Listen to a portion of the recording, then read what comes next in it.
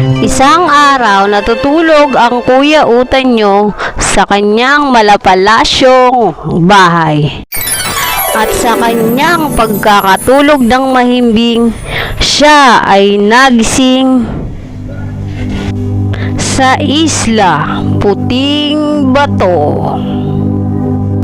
Sa kanyang pagkakagising, siya ay tumayo at naglakad-lakad paparoon sa dagat.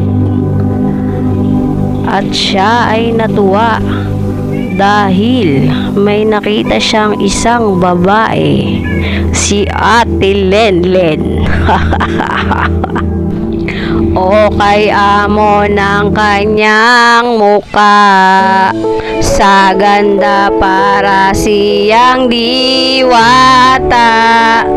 Kahit ganto ang aking sinapit, ngunit siya naman ay hulog ng langit.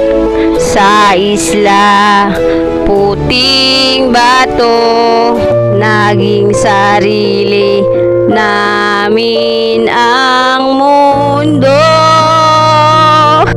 Walang naging hadlang doon. Siya ay nabigla at napabalikwas.